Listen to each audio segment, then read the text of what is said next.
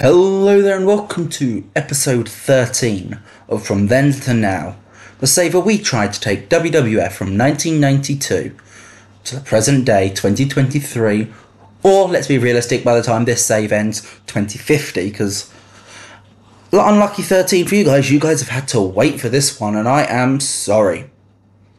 I'm going to be brutally honest with you, I completely lost passion for a while. I had a tough bout of depression, tough bout of anxiety, and I haven't felt like making content. But I'm starting to get out of this now, and as such, we finally got our go-home show for WrestleMania. And to make it big, we're going to be in Madison Square Garden for this show. Two nights before WrestleMania comes from the Carrier Dome, Syracuse University, New York. So this is the go-home show. We've got a massive main event, as the two main events of WrestleMania come together for a big tag team, as Hulk Hogan teams with Intercontinental Champion Bret Hart to take on WWF World Champion Ric Flair and Jake the Snake Roberts. It's a massive main event, and in the semi-main event, the Nasty Boys will be facing the Natural Disasters to find out who will be the #1 contender to the Miracle Violence Connection at WrestleMania. This is a big show ahead of us, so let's get straight into it. And we open up Superstars with in-ring action before they face off in a tag team match as probably one of the opening matches of WrestleMania. Owen Hart of High Voltage takes on Haku of Haku and the Barbarian, and it is Owen Hart who picks up the victory, pinning Haku in just over 7 minutes with a roll-up after Koko Beware distracts Haku. So it's a big victory for the babyfaces. A big victory for Owen, who I am looking to, especially post-Mania, start giving a bit more of a serious push to. I think Haku and the Barbarian are great hands to have, but I don't think at this point there's much future for them in the main event of the tag team division. This sort of level is where they're going to stay. Sort of the feuding with the young up-and-coming babyface tag teams. Which, to be fair, the new generation era is coming up and tag teams were awful in that era. We've already got the Smoking Guns. I'm sure the Godwins won't be too far away. But a 51 rating, great stuff. It's a 49 for Owen and a 52 for Haku. And then we get a promo from the Ultimate Warrior. He stood backstage with Gene and he says, "Last week, the Warrior returned to the World Wrestling Federation after almost 6 months. And the Warrior is not on the WrestleMania card. But that doesn't anger the Warrior. The Warrior is just fueled by this. The Warrior has a passion. And he knows that there is not a chance that he will miss next WrestleMania. The fact that he is not on this card will drive him forward and make him more determined. In this next year, there will be nobody who can stop the Warrior." Obviously, I can't do an Ultimate Warrior promo justice. I don't have enough cocaine for that. I don't have any cocaine, I should probably clarify that. But a 96 rating, great stuff. Let's move on.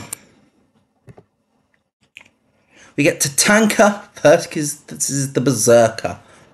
And essentially we're just filling out the undercard of Mania here.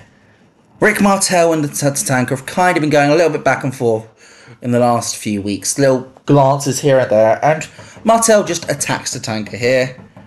And we are setting up in the undercard it's going to be Rick Martel versus Tatanka at WrestleMania. It's a quick victory over the Berserker here. It was a disqualification victory, so it wasn't even a clean one. The Berserker got a higher rating, which is terrible for us. Actually, no, John Nord was good in his Japan run. I'm sure we could find something for him to do post-Mania, so he's not just coming in for these losses every so often. But a 61 rating, it's a good undercard superstars match. We then get a little package highlighting the rivalry between Shawn Michaels and Roddy Piper. But it's sensational Sherry who is narrating it. So of course, it's as biased as you would expect it to be. Talking about how the up-and-coming Shawn Michaels made the old, almost past his sell-by date, Roddy Piper jealous because Shawn Michaels was picked to be in the tournament and Piper was not. So now, only one of them can survive in the World Wrestling Federation. There is not enough room for the past to hang around and block the present. So at WrestleMania, say goodbye to Roddy Piper as Shawn Michaels sweet chin musics him out of the World Wrestling Federation. Gets a 77, so just something a little fun. Get these guys doing something. It's the go-home show. I didn't really think of a big angle for them, so I wanted to have this little biased promo package. Essentially, it's just something for them to do. It continues a bit of a narrative for it. Jim Neidhart and the Mountie have a quick match. Don't click. It's essentially just finishing up the Mountie's feud with the Hart family, which has been going since the start of this save. It's not going to make it to Mania. It's not even going to be paid off with a Bret match. That happened at the Rumble. So the Mountie quickly beats Jim Neidhart here, so he gets a victory over a Hart family member. Randy Savage is backstage with Miss Elizabeth, and Mean Gene should be on screen here. And it's Randy Savage doing his normal nonsense stuff. Again, don't have the cocaine for this. But at WrestleMania, The Undertaker claims that he has a coffin specifically for the Macho Man. But the Macho Man does not go down that easily. At WrestleMania, the Macho Man will walk with The Undertaker to the gates of hell. The Macho Man will play The Undertaker at his own game. And by the end of the night, it will be The Undertaker buried 6 feet under. So yeah, Macho Man just said he's going to murder somebody. It's a 100 rating because, you know, an early 90s crowd would lap up Macho Man trying to murder someone. Because, of course, they hadn't reached the grunge phase of the late 90s, but we're not in the happy-go-lucky cartoon 80s anymore. Bulldog gets a match, beating the Warlord in 7 minutes 37 with a running power slam. Bit quick, it's a little bit of fun. Gets a 66 rating for the Bulldog, 51 for the Warlord, a 56 overall. Not too bad. I'm hoping these two main events are going to be good, or at least the main event will be brilliant to drag up this show, because otherwise the angles will probably only take it so far. We're looking at a bit of a lower rating for this episode. And Sheiky Baby comes out. Two nationalists face to face. And yeah, it's gonna be a Mania match. I'm telling you that now. Essentially, we're trying to get Bulldog built up before SummerSlam, because I do want to do SummerSlam 92 in the UK. I don't know if we'll be able to do it in Wembley, because we'll give it a go. But I would like to run it in the UK, so we want to build Bulldog up big before then. And the Sheik is actually someone who's got a decent amount of pop. He's officially a former WWF World Champion. So, having Bulldog face him at Mania, honestly, it's a pretty easy win. Well, no spoilers, obviously. Who knows? Sheik might win. But a 68 rating. Not too shabby. And our semi-main event. The match goes 10 minutes, back and forth. Big move, big move. Earthquake does a splash off the apron to the outside. Because I'm sure he could do that, I don't know. I'm too spoilt with big men these days. But in the end, a big collision outside, and both teams get counted out. It's not a cheap count out. It is both teams were knocked out by each other. They were equal. There was no better person on that day. So what's going to happen? Well, Jack Tunney comes out.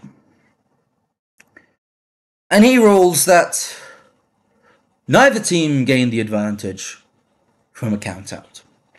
So neither team should be punished. We do not have time before WrestleMania to give a rematch, as it is only 2 nights away. And it is not fair to either team to expect them to qualify on WrestleMania and have to wrestle twice in one evening. Therefore, the decision will be, at WrestleMania, the Miracle Violence Connection will defend in a triple threat match. A 3-way tag team match. The Miracle Violence Connection versus the Nasty Boys versus the Natural Disasters. It will be 1 fall to a finish. Whichever team picks up the victory will win. So all teams will have to make sure they keep an eye on the ring. This is where my wrestling history isn't great. I don't know how early triple threat tag team matches were done. I don't know if they were really a thing at this point. Which is why I kind of did it where Jack Tunney was explaining the rules. Because I feel like, I'm not sure if that would be necessary. People may know about the triple threat rules, or 3-way rules as they probably called it back then. If they called it that back then. Again, I'm not a wrestling historian, I'll admit. So, but we do what we can. And we get our pre-match interviews for the main event. We've got Hogan, Bret with Mean Gene. And let me tell you something, brother. Tonight, the diabolical duo of Jake Roberts and Ric Flair are facing the noble Hulk Hogan and the Hitman Bret Hart. This kid right here, Bret Hart, is one of the best technical performers I have ever seen. And you got to face the Hulkster as well as that, along with 15,000 Hulkamaniacs in Madison Square Garden, the building where Hulk Hogan won the WWF World Championship for the first time. There is not a chance for you, Rick. There is not a chance for you, Jake. Jake, me and you, we've had our back and forth throughout the year, and it's always Hogan on top. Rick, this is the first time we're going to go back and forth. But let me tell you something, brother. When it comes to Hulk Hogan, you can try all you might. Hulk Hogan will not be looking at the lights. You will. Hogan does much of the talking. Bret doesn't talk much. It's not his strong point. He says a few lines. As he said, he does not do well without a script to follow. Hogan, when you got Hogan there, you're gonna let Hogan do the bulk of the promo. It's an 85. I think Gene and Bret dragged it down a little bit. And we go to the heels.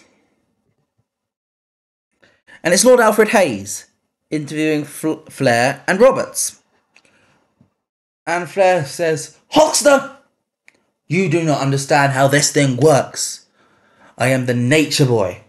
I was the king of the South for years. People would throw their top guys at me, and I would bat them down, one by one. Hogan, you're nothing special. You're just another top guy for me to bat down. Tonight, we take you out. And on Sunday, I put you down. Woo! Jake Roberts then comes in. Bret, you don't understand how this game works. I decided you were my target straight after the Royal Rumble, because I thought you were getting too cocky. You're new around here. You've been here a few years, I know, but in the grand scheme of things, you're still new. And you should learn, eventually, the serpent gets his way. I'm not great with Jake Roberts promos. I think that's going to be one of my goals post-Mania, is to try and get better at writing these promos for people. Because most of the time I just improvise them off the top of my head and they're probably shite. But gets an 85 rating. Great stuff. And we go into the main event. And it's an 82. That's quite disappointing, actually. Hogan and Bret defeat Jake and Rick. Hogan pins Jake Roberts with the leg drop. I think it's the finish which makes the most sense. He didn't want to pin the champion. Had to pin a challenger. So I wanted to pin the Intercontinental Challenger with the World Challenger. Shows that there are still levels between the belts. Excellent chemistry for Bret and Hogan. And Bret gets an 89. 82 for Hogan. 88 for Flair. 80 for Roberts. That eventual Flair versus Bret match, which is obviously going to be coming. It's going to be insane. But 82, damn good stuff. And then we get a big brawl to end the show, which Jack Tunney comes running out. You get Gerald Briscoe there, Pat Patterson. But basically, we're a little bit pulling behind the gut. We get everyone, all the people in charge are getting people. Alfred Hayes is there. Everyone's just trying to get there and stop these guys from brawling to protect the WrestleMania main events.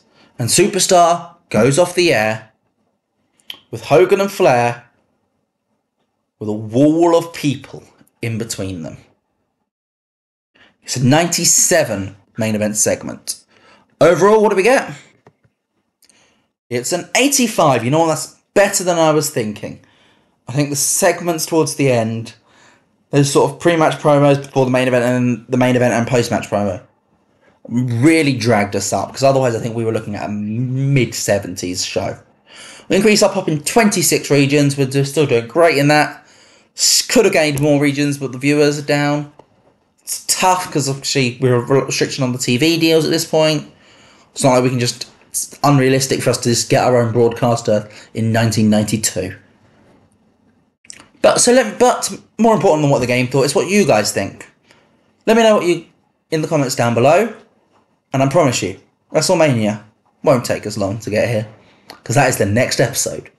Episode 14, WrestleMania. I'll see you then. Goodbye.